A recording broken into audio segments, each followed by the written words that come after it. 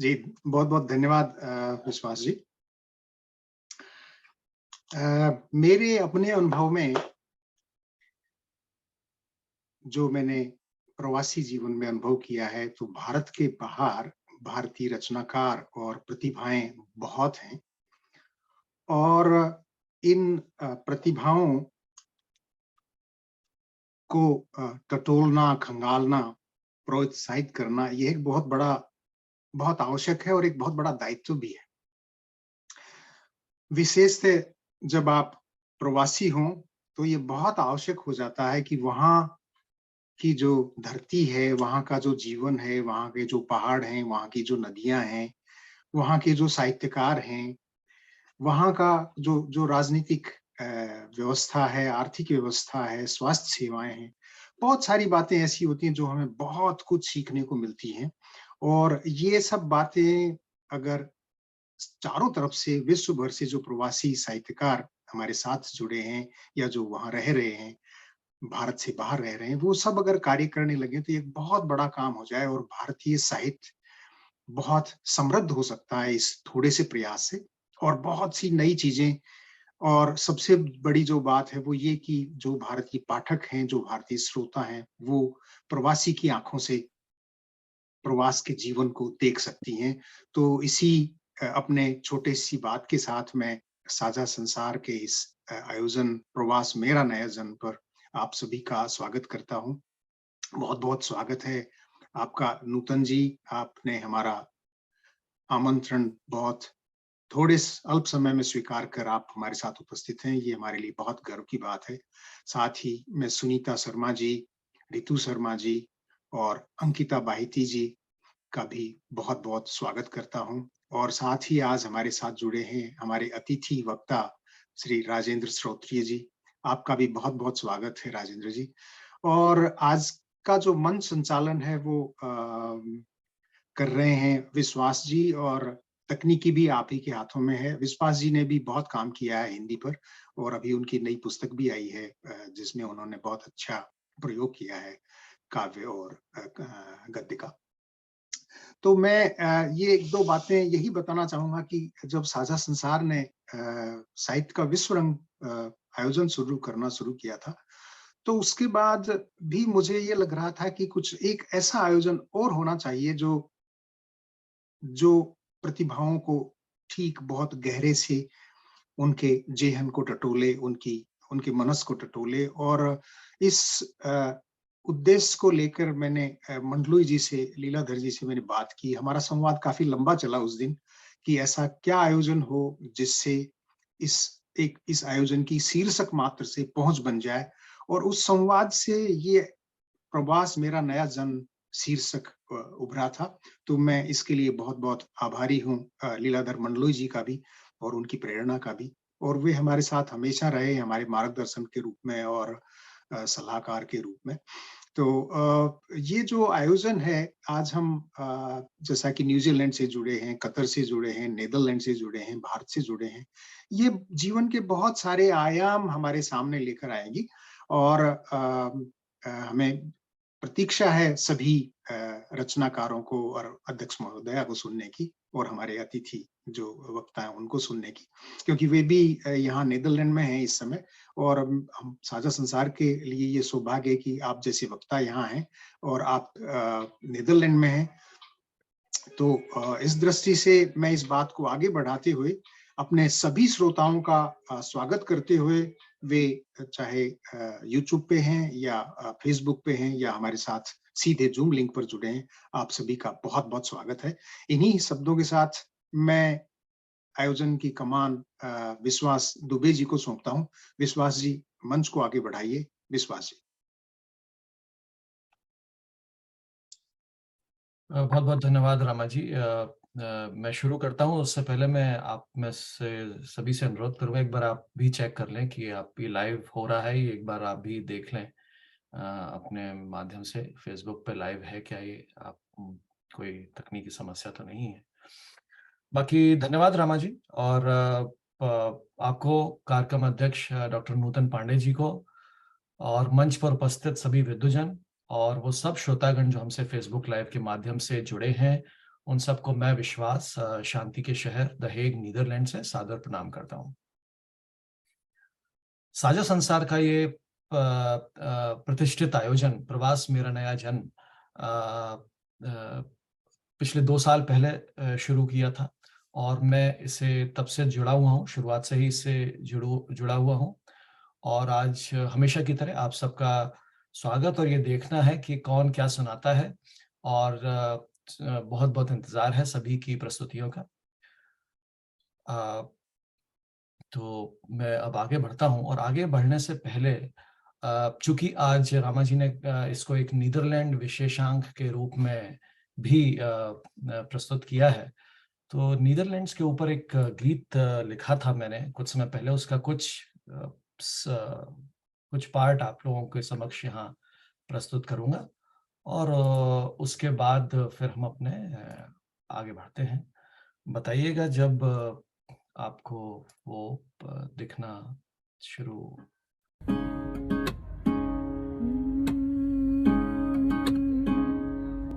मेरे देश से दूर ये देश है अपना, मेरे देश से दूर ये देश है अपना।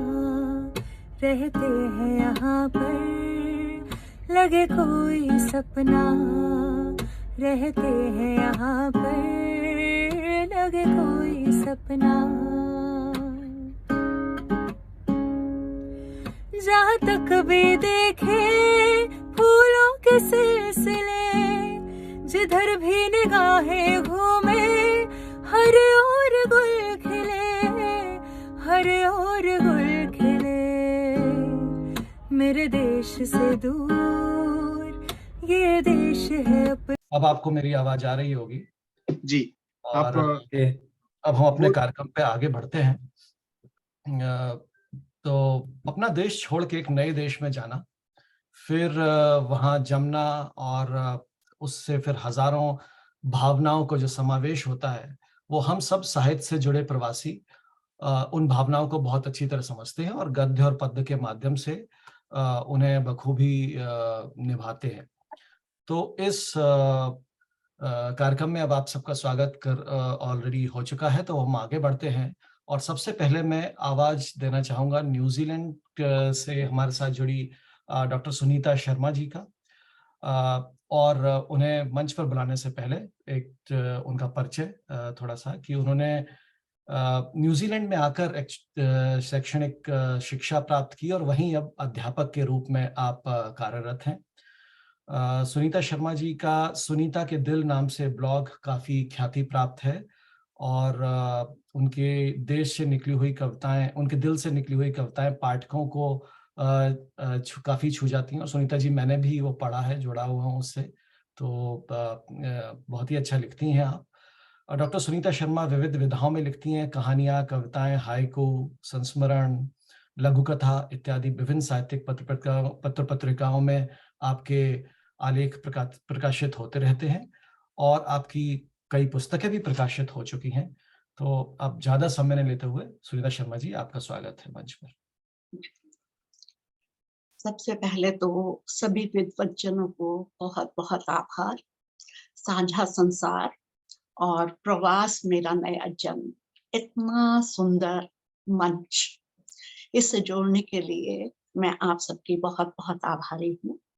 कार्यक्रम की अध्यक्षा डॉक्टर नूतन पांडे जी, बहुत-बहुत आभार। संयोजक रमाध्यक्ष जी, आप विश्वास जी, आप सभी का, और मंच से जुड़े हुए जितने भी विद्वज्जन हैं, उन सबको मेरा प्रणाम।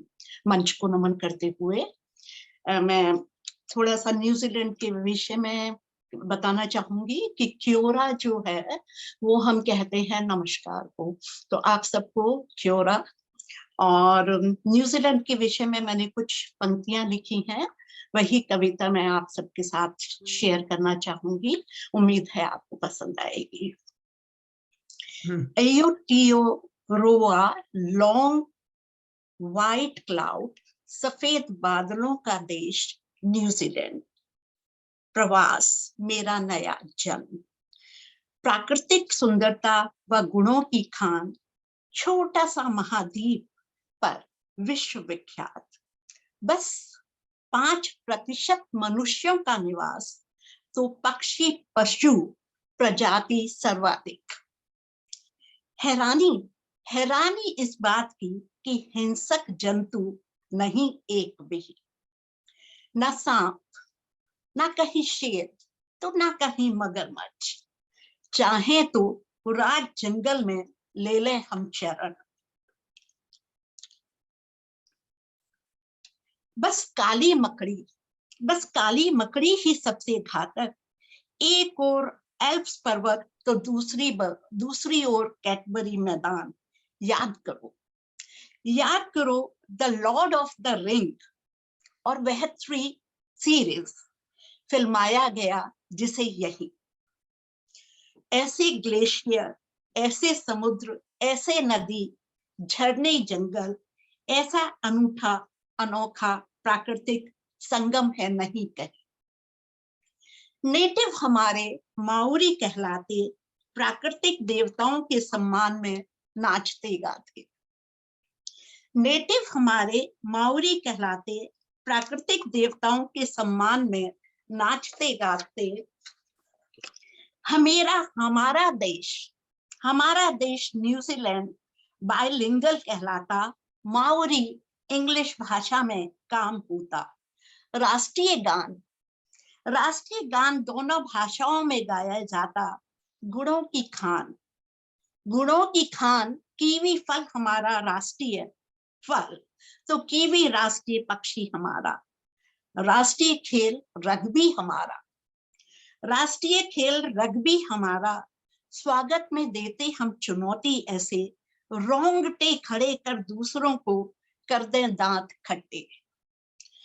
चुनौती दूसरों को देते हम ऐसे, रोंगटे खड़े कर दूसरों के कर दें दांत खट्टे। एकता, गौरव, शक्ति, जोश का प्रतीक, जिसे कहते हम हमारा हाका। आप लोगों को याद है जब भी रग्बी होती है तो कैसे हम हाका करते हैं, और उसमें आंखों से आंखें मिलाकर और अपनी जीभ निकालकर और दूसरों को ऐसी चुनौती देते हैं, जिसे कहते हमारा हाका। हमारी rugby team all black. Cricket में हम ही तो है ब्लैक कैप। एडमंड हिलेरी गौरव देश का, प्रथम पर्वतारोहण माउंट एवरेस्ट विजेता, सौभाग्य हमारा माना जाता। ट्रैम्पिंग यानी पैदल चलना, तो बंजी जंप जिंदगी का मजा दिलाता। समुद्र का किनारा, बर्फीला इलाका, क्या बात है, यह है सुंदर न्यूजीलैंड हमारा। कथनी करनी में नहीं कहीं अंतर, भ्रष्टाचार जहां ना के बराबर। कथनी करनी में नहीं कहीं अंतर, भ्रष्टाचार जहां ना के बराबर। महिलाओं को वोट देने का अधिकार, पहला ऐसा देश हमारा न्यूजीलैंड। स्त्री पुरुषों को मिलता जहां समानाधिकार। मैत्री सद्भावना का देता संदेश। यूं तो सबसे कम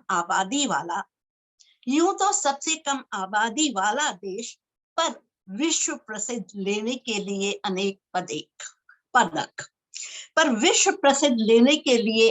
पदक। 90 माइल बीच, टापू, मीठे जल की झील। वह काटो हमारी नदी तो मिलफर्ड साउंड। ब्लू लेक झील, जल ऐसा क्रिस्टल क्लियर, 85 मीटर तक लो देख आर पार। 1000 से 1500 वर्ष तक जीते हमारे वायुपूना वृक्ष। भेड़, दूध, शहद, डेयरी उद्योग, ज्वालामुखी है यूं तो कुछ एक्टिव। पर्यटकों का देश मेरा न्यूजीलैंड।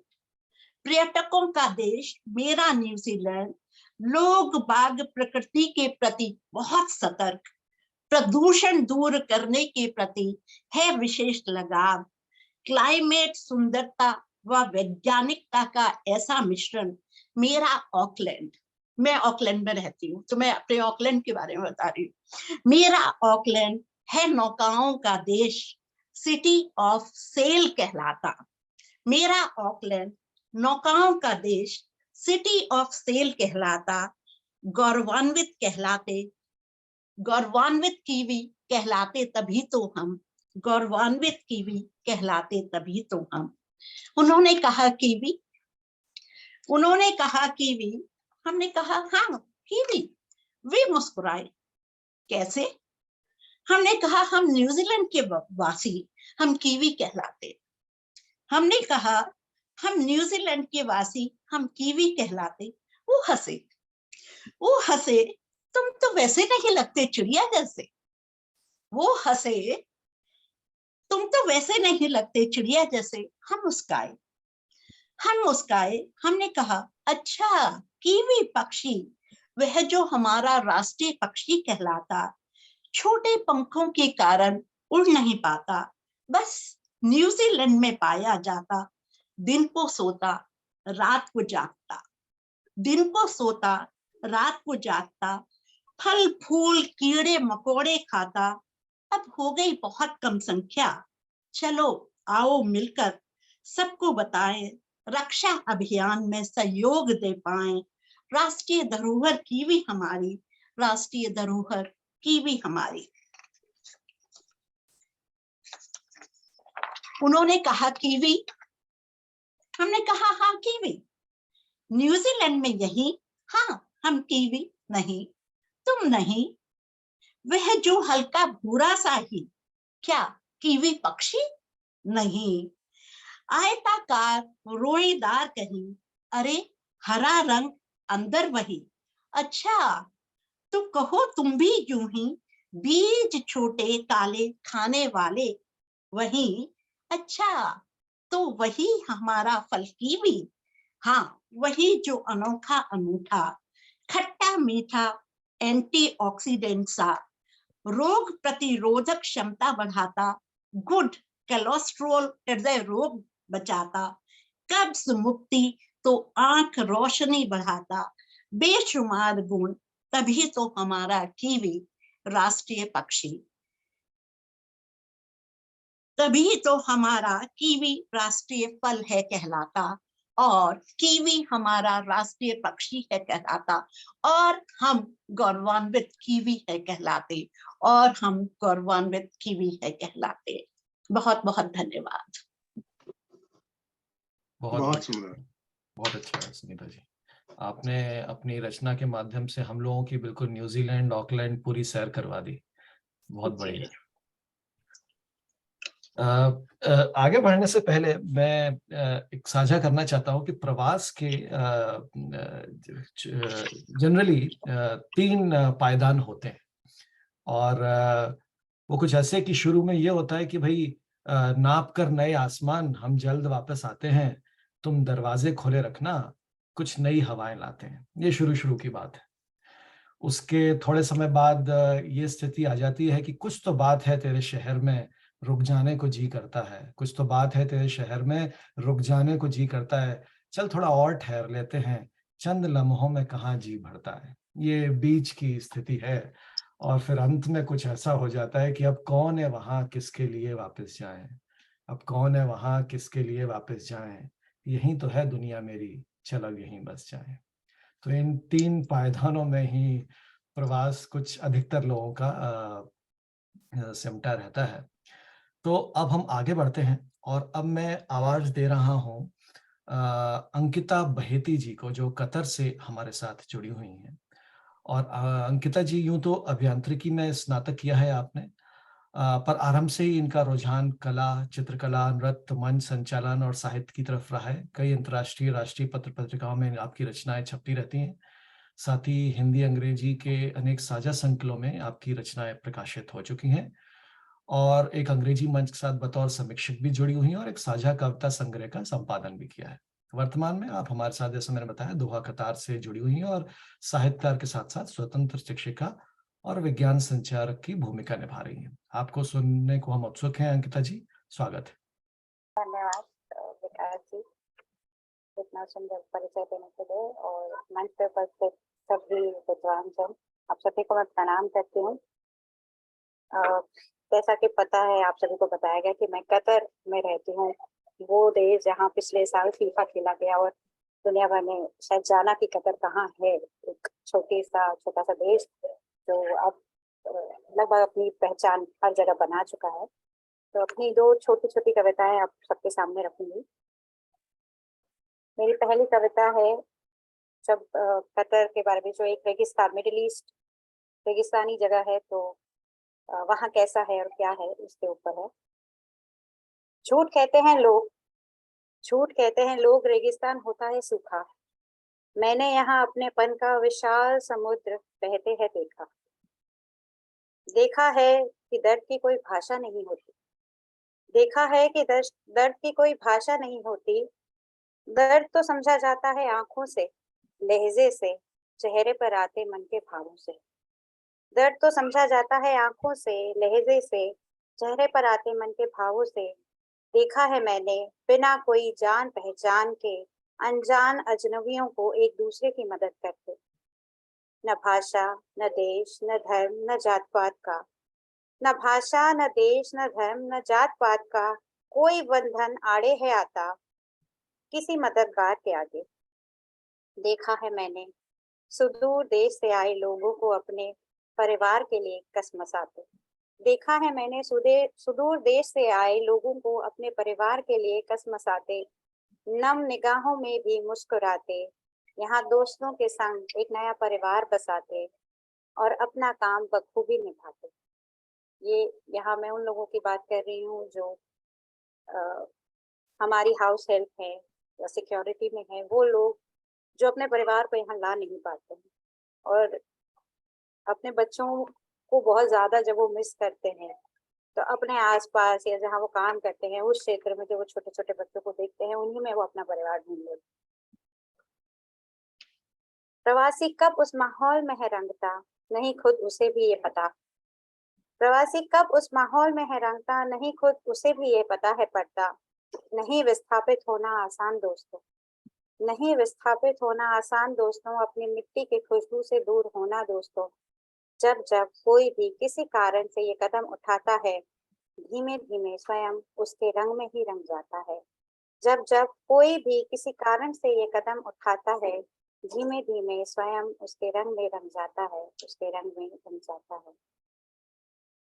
और ये मेरी पहली कविता थी। दूसरी कविता, चूंकि कतर ने मुझे वो समय दिया और वो सारी चीजें दी जब मैं यहाँ आई तो और जॉब नहीं कर रही थी, तो फिर से मैंने लेखन शुरू किया, फिर से मैंने चित्रकारी शुरू की। तो वो कैसे हुआ, उस पर एक छोटी सी कविता है।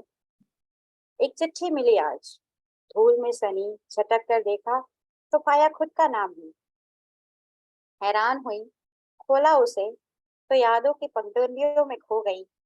बयां था उसमें हर हाल, चिट्ठी लिखने वाले ने पूछे थे कई सवाल। बयां था उसमें हर हाल, चिट्ठी लिखने वाले ने पूछे थे कई सवाल। कैसी हो और कहाँ हो, कैसी हो और कहाँ हो, कहाँ खो गई हो तुम। वो सिलवटें हटाना, वो बिखराव समेटना, वो चूल्हा चौका, पति बच्चे, जिम्मेदारियों में भागती सच्चे मन से। पर इन सब में तुम कहाँ हो, कहाँ है वो बेफिक्र हंसी, कहाँ है वो अनुरागिनी। कहाँ है वो बेफिक्र हंसी, कहाँ है वो अनुरागिनी, जो भरती थी सब में जोश। कहाँ है वो, क्यों बन बैठी है बलिदानी। है उस पर बहुत ही हैरानी, सबकी होकर भी खुद से दूर हुई। खुद से प्यार जताना शायद वो भी भूल गई। सबकी होकर भी वो खुद से दूर हुई, खुद से प्यार जताना शायद वो भी भूल गई। हाँ, वो चिट्ठी मेरी थी जो मैंने खुद को लिखी थी, जब मन हुआ था अवसादग्रस्त और हो गई थी सबसे त्रस्त। पर लिख कर बोझिल मन कुछ हल्का हुआ, पर लिख कर बोझिल मन कुछ हल्का हुआ। अपने अंतर मन को मैंने प्रेम से छुआ, संग पुरानी यादें ले आई।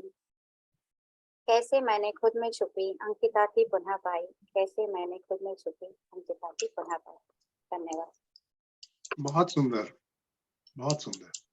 धन्यवाद। बहुत बढ़िया अंकिता जी, और बहुत अच्छी रचना, एक चिट्ठी मिली आज, और आपकी जो पहली रचना थी वो भी बहुत खूबसूरत, और उसको सुनते हुए मुझे अपनी एक पुरानी कविता की कुछ चंद पंक्तियां याद आई हैं। इजाजत हो तो सुनाता हूँ कि हर प्रवास के पीछे एक आस है, कुछ पाने की, जमाने को दिखाने की, अपना संजोए रखकर नया कुछ अपनाने की। पर हर प्रवास के पीछे कुछ अधूरा है, सब कुछ मिलकर भी नहीं हुआ पूरा है। दर्द अपनों से दूरी का, पाँव जमाने की मजबूरी का, और अकेले में रोने का, और सब होकर भी खोने का। तो बस इन्हीं भावनाएं सबकी समान हैं, और इसी के साथ आगे बढ़ते हैं। आपकी शानदार प्रस्तुति के बाद अब मैं आमंत्रित कर रहा हूं हमारे अतिथि वक्ता आज के, राजेंद्र श्रोती जी, जो यूं तो रतलाम से हैं, पर नीदरलैंड्स आए हुए हैं, और उनको वो व्यवसाय से अध्यापक हैं, पर साहित्य से उनका काफी जुड़ाव है। काफी प्रकार उनकी कोई पुस्तकें और प्रकाशित हो चुकी हैं, जैसे कि जिंदगी का नेटवर्क, मुखौटा, मेरी लॉकडाउन, मेरी कविता, मध्य प्रदेश के गुमनाम क्रांतिकारी आदि। आपकी पत्र पत्रिकाएं, कविताएं, आपकी कविताएं कई पत्र पत्रिकाओं में भी प्रकाशित होती रही हैं, और आपको कई सम्मान भी प्राप्त हुए हैं। तो राजेंद्र श्रुति जी, आपका स्वागत है, सुनते हैं आपको। नमस्कार ऐसा सभी को, विद्वज्जनों को सादर वंदन, और विशेष रूप से रामाजी भाई साहब का सादर वंदन, जिन्होंने मुझे आप सभी का सानिध्य इस के माध्यम से दिलवाया। मैं अपनी बात समय की प्रतिबद्धता के साथ रखने का प्रयास करूँगा, और जो विषय मेरे मन में है, मैं यहाँ प्रवास पे आया हूँ। वैसे जिंदगी में बचपन से जवानी का प्रवास, जवानी से बुढ़ापे का प्रवास, और बुढ़ापे से अंतिम समय तक का प्रवास, तो जीवन में हर व्यक्ति का प्रवास बना ही रहता है। परंतु आदरणीय भाई साहब ने बहुत ही अच्छा विषय मुझे दिया है, तो मैं इन दो पंक्तियों के साथ अपनी बात रखता हूँ कि होते हैं बहुत खुश जब दौड़ते हैं खुले मैदान में, होते हैं बहुत खुश जब दौड़ते हैं खुले मैदान में, असली खुशी छुपी है इन बच्चों की मुस्कान में। मैं जब नीदरलैंड आया और मैंने जब भी यहाँ देखा, तो हर आवासीय परिसर, या जिसको अपन कॉलोनी कहते हैं, उसके आसपास 2-3 बगीचे मुझे देखने को मिले, और मैंने देखा कि हर बगीचे में बच्चे खेलते हुए मिले। वो बच्चे तो ठीक है, उसके साथ उनके माता पिता, उनके दादा दादी, और उनको लेकर कभी भी किसी भी समय में, चाहे दोपहर का समय हो, शाम का समय हो, या सवेर का समय हो, उन बच्चों के साथ खेलना और उनके साथ लगे रहना, तो निश्चित रूप से खेल जीवन में बेहतर इंसान बनाने में उसकी मदद करता है। खेल जीवन के वैकल्पिक चरणों को प्राप्त सफलता या असफलता को साझा करने की कला, सामूहिक रूप से किसी समस्या से निपटने की शक्ति भी प्रदान करता है। खेल व्यक्ति के दिमाग को स्वस्थ या सक्रिय रखने में मदद करता है, जिसके कारण उसकी नकारात्मक ऊर्जा दूर हो जाती है। खेल आत्मविश्वास कुशल बनाता है,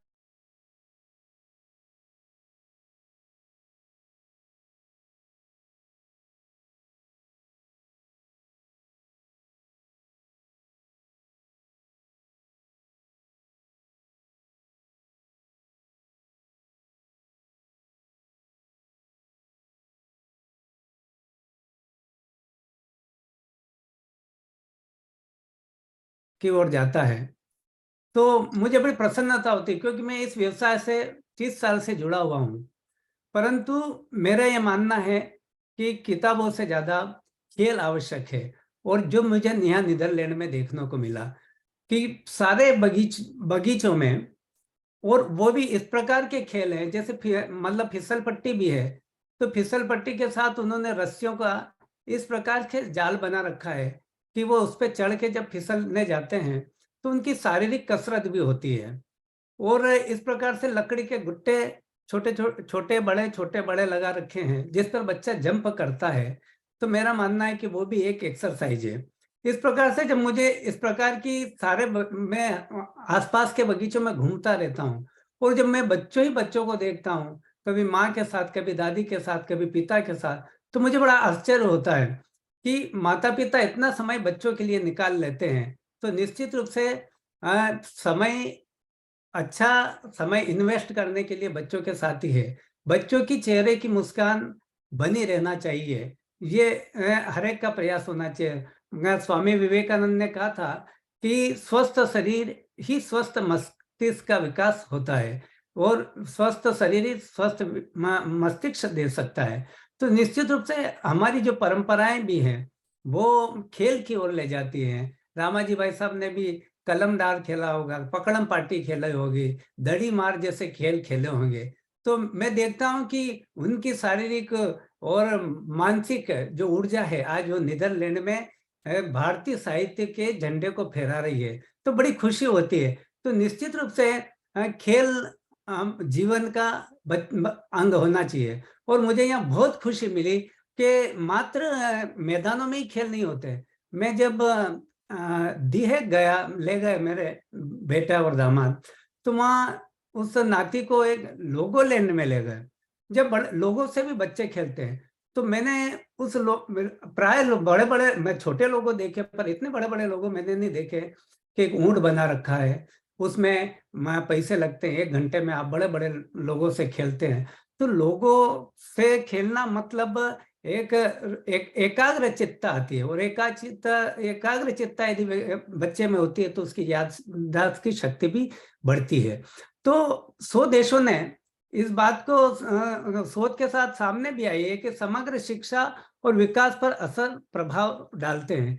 खेल शारीरिक गतिविधि में भागीदारी बचपन के द्वारा अनुभूति, संरचना और मस्तिष्क के कार्य को सकारात्मक रूप से प्रभावित करती है। और रक्त संचार जब तेजी से बढ़ता है तो ऑक्सीजन की मात्रा शरीर में ज्यादा जाती है, और विषाक्त जो पदार्थ होते हैं वो बाहर आते हैं। तो निश्चित रूप से मैंने यहाँ अस्पताल नहीं देखे, प्राइवेट कोई अस्पताल नहीं देखा है, कोई मैंने बड़े बड़े मेडिकल स्टोर भी नहीं देखे।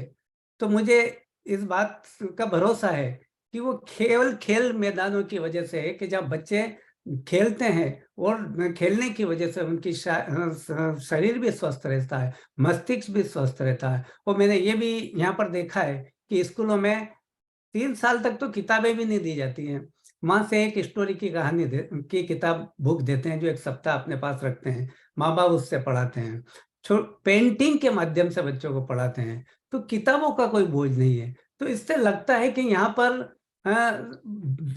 बच्चे के शरीर स्वस्थ रहे, इस बात को प्राथमिकता दी जा रही है। तो मुझे ये सभी देखकर बड़ी खुशी हुई यहाँ पर कि निश्चित रूप से बच्चों को खेल जीवन में बने रहना चाहिए, जिससे स्वस्थ भी रहे, तनाव मुक्त भी रहे और उसका मानसिक विकास हो। नहीं तो ये तो बात है कि बच्चे के छोटे हाथों को चांद सितारे छूने दो। किसी ने कहा है कि बच्चों के छोटे हाथों को चांद सितारे छूने दो, 4 किताबें पढ़कर भी वे हम जैसे हो जाएंगे। तो हम जैसे नहीं बने तो स्वस्थ बने, समृद्ध बने। और निश्चित रूप से एक बच्चे का भविष्य राष्ट्र का भविष्य होता है। बच्चा यदि स्वस्थ है और समृद्ध है, सशक्त है, तो राष्ट्र भी सशक्त होता है। और राष्ट्र सशक्त होता है तो निश्चित रूप से वह देश आगे बढ़ता है। आइए मैं एक रामाजी भाई साहब को एक कविता समर्पित करता हूँ कि हम दौड़ते थे, भागते थे, खेलते थे कलम डार, दड़ी मार, पकड़म पाटी, भंवरी घुमाना, गिल्ली डंडा चलाना, छुपना छुपाना, ना अंग्रेजी शिक्षा का बोझ, केवल थी बचपन में मौज। अब देखता हूँ छोटे छोटे खंडों पर बिस्तों का भारी बोझ, बचपन की मस्ती से हटकर पाश्चात्य परिवेश के रंग में हर परिवार रंग रचा है। देखता हूँ बच्चों का बचपन अब कहाँ बचा है, बच्चों का बचपन अब कहाँ बचा है। परंतु मुझे नीदरलैंड में आकर इस बात की खुशी है कि यहाँ बचपन किलकारियां ले रहा है, हर गली, हर मोहल्ले, हर बगीचे में। बहुत बहुत धन्यवाद। बहुत सुंदर, बहुत सुंदर। बहुत अच्छा श्रुति जी। और आपने प्रवास नीदरलैंड के बारे में तो बताया ही, उसे बचपन से जिस तरह से जोड़कर प्रस्तुत किया वो बहुत ही अपने आप में अनूठा था। बहुत ही अच्छा आपका वक्तव्य लगा। और जितने भी दिन अब आप नीदरलैंड्स में हैं, समर टाइम पे आए, आई एम श्योर बहुत एंजॉय करेंगे। आज तो मौसम भी काफ़ी अच्छा है। तो आगे बढ़ते हैं, और चूंकि नीदरलैंड्स की ही चर्चा हो रही, नीदरलैंड्स से पहुंच ही गए हैं तो वहीं रुकते हैं, और मैं आवाज़ देता हूँ नीदरलैंड से ही रितु जी को। डॉक्टर रितु शर्मा हमारे साथ जुड़ी हुई हैं, और आप लोग भी जब वो उनका प्रस्तुति होगी तो आप देखेंगे रितु जी की स्माइल बहुत कंटेजियस है। और मुझे लगा कि ये क्या, फिर मैंने इनके पतिदेव और बिटिया से मिला तो लगा ये पूरा परिवार ही मिलनसार है, तो ये सब एक से ही है। रितु जी शब्दों की बुनकर है, स्वतंत्र पत्रकार, लेखिका, कवित्री, समाज सेवी, और यहाँ नीदरलैंड्स में आपने अंतर्राष्ट्रीय हिंदी संगठन खोला हुआ है, उसके अध्यक्ष हैं। इसके पूर्व वो दिल्ली दूरदर्शन में संचालिका रह चुकी हैं और समाचार वाचिका, और ऑल इंडिया रेडियो दिल्ली से भी जुड़ी रही हैं पहले। आपने दिल्ली के खालसा कॉलेज में हिंदी अकादमी में जर्नलिज्म और मास कम्युनिकेशन पढ़ाया हुआ है, और कई प्रकाशन समूह जैसे ज्ञानपीठ प्रकाशन के साथ प्रूफ रीडर की तरह भी जुड़ी। वह श्री गिरिराज किशोर जी की पुस्तक पहला गिरमिटिया का संक्षिप्तीकरण भी किया था आपने। और यहाँ नीदरलैंड में रहते हुए नीदरलैंड के पत्र पत्रिकाओं व टीवी चैनल के लिए राष्ट्रीय व अंतर्राष्ट्रीय पत्र पत्रिकाओं में लिख रही हैं। रितु जी, आपका स्वागत है। आपका परिचय तो बहुत लंबा है, और मैं तो आपको पर्सनली जानता हूँ तो और बड़ा कर सकता हूँ, पर आपका स्वागत है। आपकी रचना लेकर प्रस्तुत आइए, स्वागत है आपका। दुबे जी, इतना अच्छा परिचय देने के लिए आपका बहुत बहुत धन्यवाद। मैं डॉक्टर रितु शर्मा, भारत की बेटी, सूरीनाम की बहू और 2 दशकों से नीदरलैंड की निवासी। आप मंच पर उपस्थित सभी प्रभुजनों का स्वागत करती हूँ। हमारी श्रोताओं और दर्शकों को नमन करती हूँ। जैसा कि आज रामा सर ने शीर्षक रखा है प्रवास, मेरा जन्म मेरा प्रवास, तो उसी से संबंधित मैं एक अपना संस्मरण आपको सुनाने जा रही हूँ। भूतकाल की पाती भविष्य के नाम, आने वाली पीढ़ी के नाम एक पाती है, तो वो मैं सुना रही हूँ आपको। आशा करती हूँ आपको पसंद आएगी। गुरुवार की सुबह करीब 11:30 बजे होंगे। सूरज धीरे धीरे अपने बिस्तर से बाहर आ रहा था। मैं पासन हम लोग ईस्टर को डच में पासन बोलते हैं। पासन की छुट्टियों में 2 दिन के लिए दादाजी के घर एम्स्टर्डम गई थी। आज सुबह का नाश्ता भी हमने थोड़ी देर से किया था। नाश्ता करने के बाद दादाजी ने मुझसे कहा, "Het is mooi weer. Kom meid, we gaan buiten wandelen." मतलब, आओ बेटा, आज बहुत अच्छा मौसम है, हम बाहर घूमने जाते हैं। दादाजी अपना लंबा कोट पहन हाथ में छड़ी ले झटपट तैयार हो गए। वैसे तो हमने पिछले नवंबर में दादाजी का 95 जन्मदिन मनाया था, पर फुर्ती में दादाजी आज भी हमसे ज्यादा फुर्तीले हैं। मैं भी जल्दी से अपना गर्म कोट व जूते पहन दादाजी के साथ हो ली। क्योंकि यहाँ नीदरलैंड के मौसम का कोई भरोसा नहीं होता, इसलिए हम अपना कोट हमेशा साथ में रखते हैं। हम लोग एम्स्टर्डम के बाजार हालमरडाइक पहुंचे। यह एक हिप्पी बाजार है। दादाजी के समय यानी दूसरे विश्व युद्ध के समय यहाँ एक साधारण बाजार हुआ करता था, जहाँ दैनिक जरूरतों का सभी सामान आसानी से मिल जाता था।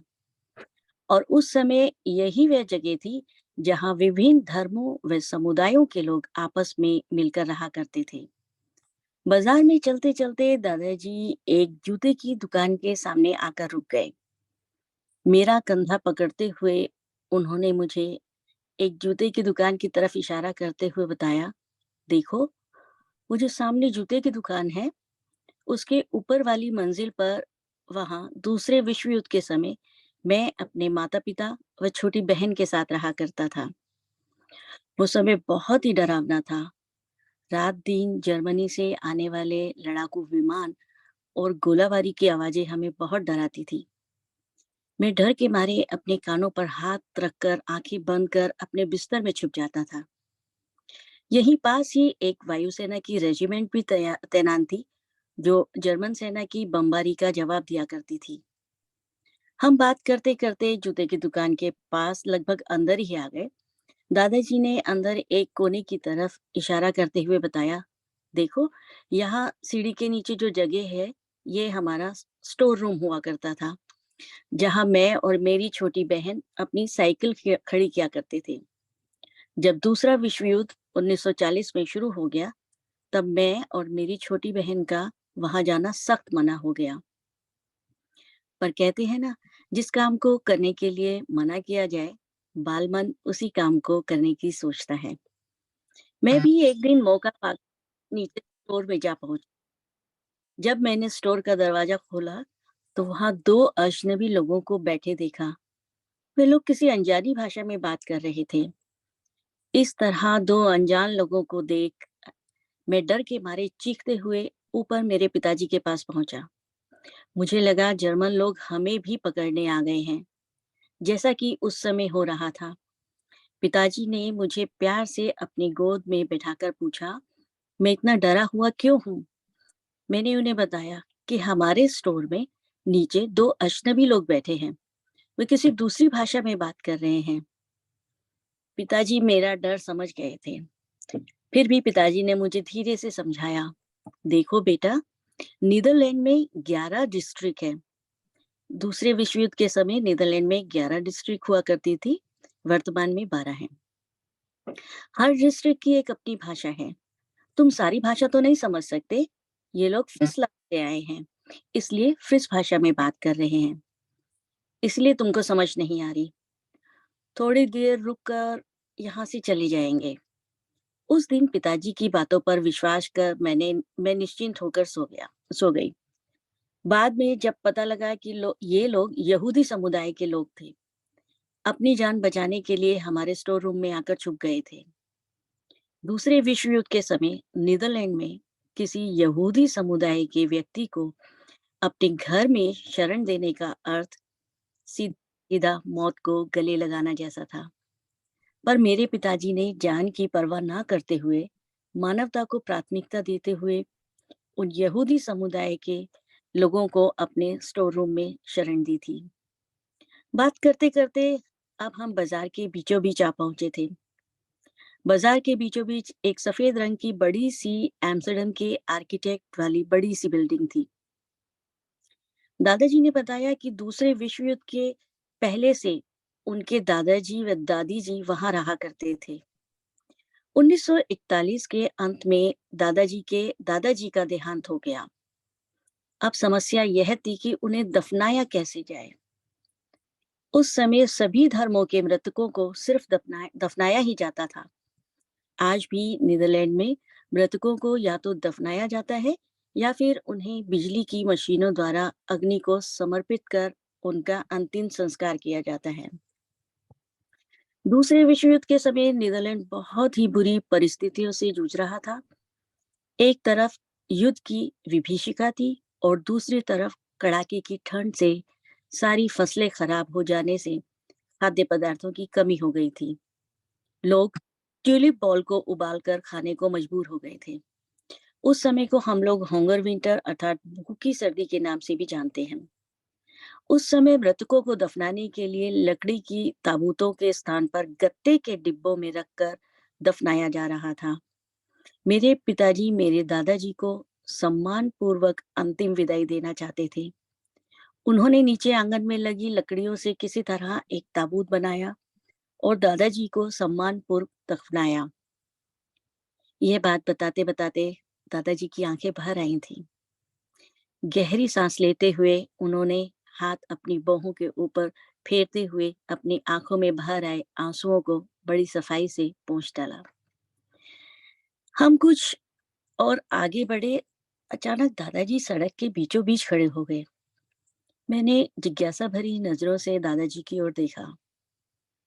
दादाजी ने मुझे बताया, मुझे आज भी याद है फरवरी 1942 की वो रात जब मैं यहीं खड़ा अपने फैमिली डॉक्टर को अपनी 3 साल की बीमार छोटी बहन को बचाने के लिए आवाज लगा रहा था।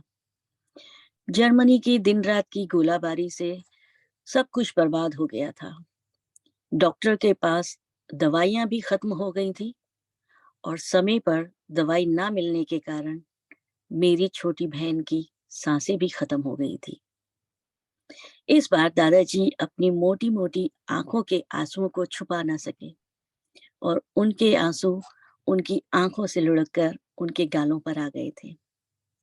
मैंने दादाजी को इतना भावुक कभी नहीं देखा था। मैंने दादाजी का हाथ अपने हाथों में लिया और आगे बढ़ गई। दादाजी ने मेरे पैरों में 2 अलग-अलग रंग की मोटी-मोटी जुराबें देखी तो उन्हें हँसी आ गई। मैं जल्दी-जल्दी में अलग-अलग रंग की 2 जुराबें पहन आई थी। मैंने हँसते हुए पूछा, "आप क्यों हँस रहे हैं?" तो उन्होंने मुझे कहा, "अरे! तुमने इतनी मोटी जुराबें पहनी हैं, मुझे लगा तुमने शायद इसमें कुछ छुपाया हुआ है।" जैसे दूसरे विश्व युद्ध के समय मेरे पिता व मेरी बुआ मेरी जुराबों में कुछ छुपा दिया करते थे। मैंने जिज्ञासा भरी नजरों से दादाजी की ओर देखा, "क्या?" दादाजी ने बात को आगे बढ़ाते हुए बताया, दूसरे विश्व युद्ध के समय दादाजी के पिताजी जब उन्हें बुआ के घर भेजते थे, तब वे उनकी जुराबों में कुछ कागज लगा दिया करते थे, सर्दी से बचाव के लिए। और जब वे बुआ के घर पहुंचते थे, तो बुआ उन कागज को ये कहकर निकाल लेती थी, "ये ठंड से गल गए हैं, अब नए कागज लगा लेती हूँ। इसमें तुम्हें कम ठंड लगेगी।" जब मैं घर पहुंचता, तो पिताजी उन कागज को निकाल कर बड़े संभाल कर रख दिया करते थे। मुझे हमेशा एक ही तय किए हुए रास्ते से बुआ के घर और बुआ से अपने घर जाना होता था। ये बात मुझे नीदरलैंड के आजाद होने के बाद पता लगी कि जो कागज मेरी बुआ व पिताजी मेरे जुराबों में छुपाते थे, वह कोई साधारण कागज नहीं थे, वे बहुत जरूरी संदेश होते थे, जिसे नीदरलैंड की स्वतंत्रता के लिए लड़ने वाले लोगों तक मेरी बुआ व पिताजी पहुंचाया करते थे। मैं उस समय उनका मुफ्त का कुरियर वाला था। ऐसा कहते हुए दादाजी जोर जोर से हंसने लगे। मुझे भी मैं भी हंसे बिना ना रह सकी। अब हम 2 गलियों को आपस में जोड़ने वाले एक छोटे से पुल के पास खड़े थे। दादाजी ने पुल के दूसरी तरफ बनी एक इमारत की ओर उंगली से इशारा करते हुए बताया, दूसरे विश्व युद्ध के समय मेरी बुआ का यहाँ कार्यालय हुआ करता था। मेरा भी एक बार यहाँ किसी काम से आना हुआ था। तब वहाँ फैमिली फ्रैंक, एना फ्रैंक की डायरी की लेखिका एना फ्रैंक का परिवार वहाँ छुपा हुआ था। जब मैं वहाँ पहुंचा तो देखा जर्मन के बड़े-बड़े ट्रक वहाँ खड़े थे, जिसमें जर्मन सैनिक बड़ी बेरहमी से उस गली के सारे यहूदी समुदाय के लोगों को उन ट्रकों में भर रहे थे। मैं यह देख डर से सहम गया। मेरी बुआ मेरी आंखों पर हाथ रखकर मुझे अंदर अपने कार्यालय में ले गई। उस समय मुझे समझ नहीं आया कि उन लोगों को किस अपराध की सजा दी जा रही है, जिस कारण जर्मन लोग उन्हें इतनी बेरहमी से ट्रकों में जानवरों की तरह भर रहे थे। 5 सालों तक जर्मनी सेना से लड़ने के बाद 12 सितंबर 1944 में नीदरलैंड का एक हिस्सा लिम्बर्ग अमेरिकी सेना की मदद से आजाद हो गया। इस तरह शुरू हुआ नीदरलैंड की स्वतंत्रता का सफर और 5 मई 1945 को नीदरलैंड जर्मन के वर्चस्व से पूर्णतः स्वतंत्र हो गया। उस दिन एम्स्टर्डम में बहुत बड़ा उत्सव मना। सैनिकों ने पैरासूट से स्वीडन की मीठी ब्रेड की बारिश की। उसका स्वाद अभी भी मेरे मुंह में है। मेरे पिताजी ने भी एक बड़ा सा नीदरलैंड का झंडा हमारे घर के बाहर लहराया। उस दिन मेरे पिताजी ने मुझसे बात करते हुए बताया कि उन्हें मुझ पर बहुत गर्व है। इस आजादी का मैं भी एक छोटा सा सिपाही था। तभी उन्होंने मेरे जुराबों में रखे कागज वाली बात का खुलासा भी मुझसे किया। तब मुझे पता लगा कि मैंने इस आजादी की लड़ाई में किस तरह से उनकी मदद की थी। सच सच पूछो तो मैं उस दिन खुशी से फूला नहीं समा रहा था और आज भी जब मैं इस बात को याद करता हूँ तो अपने ऊपर बहुत गर्व महसूस करता हूँ। तुम्हें पता है मैं तुम्हें यहाँ क्यों लाया? मैंने ये सब तुम्हें क्यों बताया? क्योंकि मैं तुम्हारा कल हूँ, तुम मेरी आज हो। और ये कहानी मैं तुम्हें सुनाना चाहता हूँ कि तुम यह कहानी अपने आने वाले कल यानी भविष्य तुम्हारे बच्चों तक पहुंचाओ। उनके स्वतंत्र देश में पैदा होने और स्वतंत्रता प्राप्त करने का अंतर समझा इस स्वतंत्रता के लिए वीर गति को प्राप्त हुए वीरों का सम्मान करना सिखाओ और हमारे आज, कल और आज की परंपराओं को आगे बढ़ाओ। मुझे लगता है इस कहानी से आपको नीदरलैंड की संस्कृति के बारे में कुछ पता लगेगा। धन्यवाद। बहुत सुंदर, बहुत सुंदर। बहुत बढ़िया, बहुत ही बढ़िया। बहुत ही अच्छा। आगे बढ़ते हैं और समय की सीमा है, तो अब हम सीधे रुख करते हैं अपने कार्यक्रम अध्यक्ष की तरफ, और उनको सुनने को हम सभी उत्सुक हैं। और उससे पहले नूतन पांडे जी का, डॉक्टर नूतन पांडे जी का छोटा सा परिचय। हालांकि मैं कह रहा हूँ छोटा परिचय, पर वो परिचय छोटा है नहीं, वो काफी विस्तृत है, पर मैं कोशिश करूंगा उसे लिमिटेड समय में बोलने का। नूतन जी पीएचडी और 3 विषयों में आपने एमए किया है, हिंदी, भाषा विज्ञान, रूसी भाषा और साहित्य। आप अंग्रेजी, संस्कृत, रूसी और बांग्ला भाषाओं का आपको बहुत ही अच्छा ज्ञान है, और आप केंद्रीय हिंदी निदेशालय, मानव संसाधन विकास मंत्रालय में सहायक निदेशक पद पर कार्यरत हैं, और उसके पहले भारतीय उच्चायोग मॉरिशस में द्वितीय सचिव भी रह चुकी हैं 2014 से 2019 तक। आपकी कई पुस्तकें प्रकाशित हो चुकी हैं और कई सम्मान मिले हुए हैं, जिसमें से कुछ सम्मान पुरस्कार है मॉरिशस नींव से निर्माण तक पुस्तक पर उत्तर प्रदेश हिंदी संस्थान का विद्यापति कोकिल सर्जना पुरस्कार, या उद्भव सामाजिक और सांस्कृतिक संस्था द्वारा राष्ट्रीय मान सेवा सम्मान। तो स्वागत है आपका नूतन पांडे जी, आपको सुनने को हम उत्सुक हैं। बहुत बहुत धन्यवाद ईश्वर जी।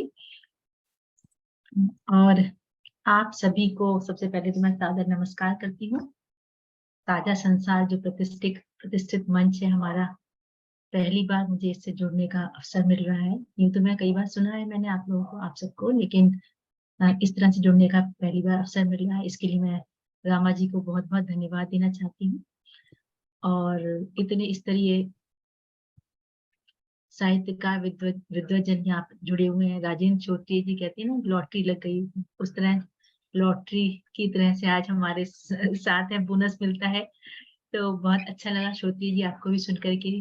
डॉक्टर सुनीता जी से परिचित तो मैं बहुत पहले से थी बात, लेकिन आज सामने देखना, कहते हैं लॉकडाउन में हमेशा ऐसा रहा है कि बहुत सारे लोगों का परिचय हम लोगों का इस तरह से बन गया है कि वो अपने से लगने लगते हैं, बिना मिले ही, भले ही मिले भी ना हो उनसे हम कई बार, लेकिन मंच के माध्यम से इतनी बार जुड़ चुके हैं। ऐसे ही भाई रामा जी से तो कई बार पर्सनली मिलना भी हुआ है। तो बहुत ही अच्छे सब, ऋतु जी की जो अभी संस्मरण सुनाया उन्होंने बहुत ही मनमोहक था, बहुत ही ऐसा लग रहा था कि जो जैसे उन्होंने खुद से चीजों को देखा है, उनको इतना लिखने का उनका तरीका, और सबसे बढ़िया सुनाने का जो बांधा उन्होंने हम सबको अपनी संस्मरण के माध्यम से, बहुत ही प्रभावशाली था ऋतु जी। और आपने तो वैसे भी मंच से आकाशवाणी से भी में भी कार्य किया है, तो निश्चित ही आपकी जो आवाज है, जो आपकी वॉइस क्वालिटी है, बहुत ही बढ़िया है। रामा जी को कई बार सुनने का अवसर मिला है, उनकी किताबें, उनकी कविताएं, कहानियां हमेशा हम पढ़ते भी रहते हैं, उनसे अक्सर बातें भी होती रहती हैं। अंकिता जी ने जो 2 कविताएं सुनाई वो भी बहुत ही बढ़िया थी। इसी तरह से सुनीता जी की कविताएं। तो आप सबने जो एक जो आपकी साहित्यिक रुचियां जो भारत से बाहर रहकर भी जो बनी हुई हैं, और किसी ना किसी रूप से आप जो हमेशा मुझे ऐसा लगता है कि प्रवास में जो रहते हैं वो दो जगहों से बड़ी खूबसूरती से वो संतुलन बनाते हैं। अपने देश से जिस जहाँ से वो आए हुए हैं उन जड़ों से जुड़े भी रहते हैं, और दूसरे जिस देश में जाते हैं वहां पर अपनी पहचान भी बनाते हैं। और भारतीय जो डायस्पोरा है हमारा, वो तो इस मामले में विश्व का सबसे समृद्ध मैं मानूंगी डायस्पोरा है, जो भारत के लिए तो आर्थिक दृष्टि से भी, और जो विश्व में पहचान बनाने के लिए में भी अपना बहुत खूबसूरती से योगदान दे रहा है। प्रवास में रहने का अनुभव मुझे भी हुआ, लेकिन आप सबसे थोड़ा सा अलग हटके था मेरा अनुभव। आप लोग वहां जा रहे हैं कुछ किसी माध्यम से, जब मुझे जाना पड़ा, मैं आपको बताना चाहूंगी, मैं 4 साल मॉरिशस में रही, तो मुझे भारतीय उच्चायोग में द्वितीय सचिव के रूप में कार्य करने का अवसर मिला, और द्वितीय सचिव भाषा और संस्कृति का। तो अपने आप में भाषा भी महत्वपूर्ण होती है और संस्कृति भी। और एक ऐसा देश जिसको हम सब लोग लघु भारत कहते हैं, एक कहते हैं कि भारत से बाहर एक छोटा भारत है, तो मॉरिशस की अपनी अलग खूबसूरती, सुंदर पर्यटक देश है ही, सब लोग वहां जाना चाहते हैं, हर कोई एक बार। इतनी सुंदर, इतना देश, वो रही भौगोलिक उसकी बात। लेकिन जो हम जो उसकी साहित्यिक और जो सांस्कृतिक विविधताएं हैं, वो बहुत ही खूबसूरत, और मुझे लगता है इस दृष्टि से उसने पूरे विश्व में, पूरे डायस्पोरा देशों में अपना एक अलग तरीका, अलग पहचान बनाई है। जब आप बात करते हैं हिंदी में बोले जाने की, आपको पता ही होगा कि 68% वहाँ के भारतवंशी हैं।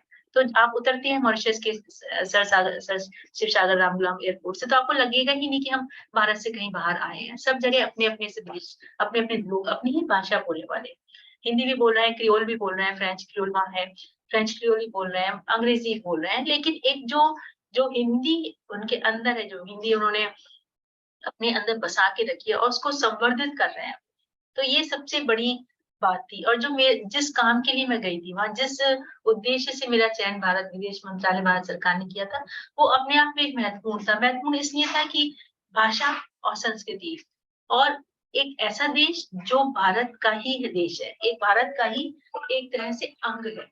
क्यों? क्योंकि जो लगभग 200 साल पहले भारत के जो लोग वहां गए थे, वो इस स्थिति में गए थे, वहां इस तरह से वहां के लोग गए थे कि मजदूर बनाकर जबरदस्ती गए थे। उनको जबरदस्ती ले जाया गया था अपनी भारत भूमि से, अपने परिवार से, अपनी मिट्टी से, अपने अलग करके। और वहां का जीवन जो उन्होंने जिया था, यदि आप उन सब का अनुभव करेंगे, उन सबको पढ़ेंगे, उनसे, वहां के लोगों से बात करेंगे, जिस कारण से आप सबने गिरमिटिया देशों की बात सुनी होगी, गिरमिटिया साहित्य की बात की होगी। पहला गिरमिटिया भी बता रही थी रितु जी ने, पहले गिरमिटिया पे भी काम किया है। तो आप जानते ही होंगे कि गिरमिटिया एक जो नाम है, वो एक दी गई उपाधि उनको, वो एक तरह से उसको अपमान भी कह सकते हैं, उसको एक हे दृष्टि से देखा जाना, किस तरह से उन्होंने उस स्थिति से खुद को निकाला, और उस ना केवल अपने देश, अपनी अपनी संस्कृति को बचाया, बल्कि मैं कहना चाहूंगी कि उस देश को भी, मॉरिशस हम कहते हैं कि विश्व का सबसे सुंदर देश है, तो एक मॉरिशस को इतने सुंदर देश के रूप में परिवर्तित किया, उसको आर्थिक रूप से इतनी मजबूती प्रदान की। तो ये केवल भारत वंशियों के जीन में ही हो सकती है, और किसी के डीएनए में यह नहीं हो सकता। और आपको जानकर ये बहुत खुशी भी होगी इस बात की कि आज तक मॉरिशस जब 1968 में स्वतंत्र हुआ, तब से लेकर आज तक जो सब उच्च पदाधिकारी हैं, चाहे आप कह लीजिए प्रधानमंत्री, चाहे राष्ट्रपति, और भी बड़े बड़े पदों पर हैं, वो सब भारतवंशी हैं, भारत से उनकी जड़ें हैं। और जब उनसे मैंने वहाँ की भाषिक संस्थाएं बहुत सारी हैं, उनके साथ मेरा जुड़ाव हुआ, साहित्यकारों से जुड़ाव हुआ। तो उन सब में मैंने ये पाया कि वो भारत को एक तीर्थ स्थल की तरह मानते हैं। आज के वो अभी की नई पीढ़ी नहीं है, हमेशा से, जैसे हम लोग बोलते हैं कि प्रवासी, जिसने भी प्रवासी साहित्य की बात की है, प्रवासी 2 तरह के होते हैं। एक तो जो वे हैं जो जिनकी कई 2-3 पीढ़ियों पहले जो लोग गए थे, और दूसरे जो आज अपनी इच्छा से जा रहे हैं, अपनी भलाई के लिए, अपनी बेहतरी के लिए जा रहे हैं। किसी के बच्चे वहां पर है, कोई जॉब के लिए जा रहा है। लेकिन ये जो गिरमिटिया देश है, वो इस मामले में कुछ और अलग ढंग के हैं, और मुझे इस तरह का गिरमिटिया देशों से जुड़ने का बहुत अनुभव हुआ। मैं त्रिनिदाद में भी रही, क्योंकि मेरे पति रहमत अख्तर जी जानती भी हैं उनको, वो त्रिनिदाद में थे भारतीय उच्चायोग में। तो हमने जो हम दोनों ने मिलकर उनकी जो मानसिक स्थिति थी, उन भारतीयों की जिनके वंशज इस स्थिति से लाए गए थे भारत में, और जिस अपमान को, जिस संघर्ष को, जो कहते हैं ना, रक्त और स्वेद बहाकर जिन्होंने मॉरिशस को बनाया, वो जो उनकी पीड़ा थी, जो उनके दर्द था, उसको मैंने अनुभव किया है। उन्होंने वो अपने साहित्य में व्यक्त किया, उन्होंने अपनी बातों में व्यक्त किया। और सबसे बड़ी बात यह कि उन्होंने भारत से, इस सब कुछ होते हुए भी भारत से जुड़ाव महसूस करते रहे, वो आज तक। और आज भी यदि आप किसी से बात करें, चाहे वो नई पीढ़ी का हो, चाहे पुरानी पीढ़ी का हो, चाहे बच्चा हो, चाहे युवा हो, चाहे वृद्ध हो, भारत में कम से कम एक बार जाना उनकी सबकी दिली ख्वाहिश है। उन्हें लगता है कि भारत उनके लिए एक तीर्थ स्थल है, जहां पर जाकर ही उनके पुण्य जागृत होंगे। तो ये एक ऐसा अनुभव था मुझे प्रवास में रहकर जो मिला। मुझे लगा कि हम भारत की केवल बात करते हैं, लेकिन भारत से बाहर भी ऐसे अनेक भारत हैं जो आप लोगों ने बसाए हैं, जो विश्व के विभिन्न देशों में छोटे-छोटे भारत, चाहे नीदरलैंड्स की बात आज हम कर रहे हैं, न्यूजीलैंड की बात कर रहे हैं, कतर की बात कर रहे हैं। ऐसे विश्व में अनेक देश हैं जहाँ पर हम भारतीयों ने छोटे-छोटे भारत बनाए हैं, जहाँ पर हम अपनी संस्कृति को बचा के रखते हैं, अपनी सभ्यता को बचा के रखते हैं, अपने मान-सम्मान को, अपनी अस्मिता को बचा के रखते हैं, और सबसे बड़ी बात कि हम भारत का एक गौरव, एक भारत की एक ऐसी छवि प्रस्तुत करते हैं जिस पर हर भारतीय को गर्व होता है। और यही हमारे लिए, यही जो मैं कहती हूँ कि आज हमारे चाहे प्रधानमंत्री माननीय नरेंद्र मोदी जी जो बात करती हैं डायस्पोरा से जुड़ने की, या डायस्पोरा को आगे बढ़ाने की, डायस्पोरा से संबंधों को मजबूत करने की, ये मैंने अनुभव किया एक मॉरिशस में रह के गांधी जी के बारे में। शायद आप लोगों को हो सकता है आपने सुना भी हो।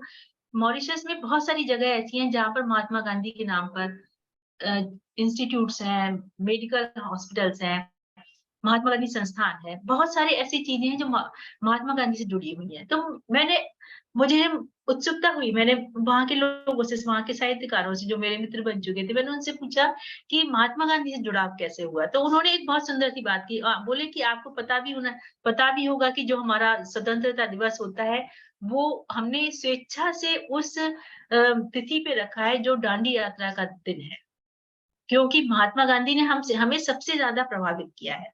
और वो भी कैसे, एक बहुत ही छोटा सा संयोग था कि महात्मा गांधी दक्षिण अफ्रीका जा रहे थे, 1901 की बात है ये, सन 1901 की।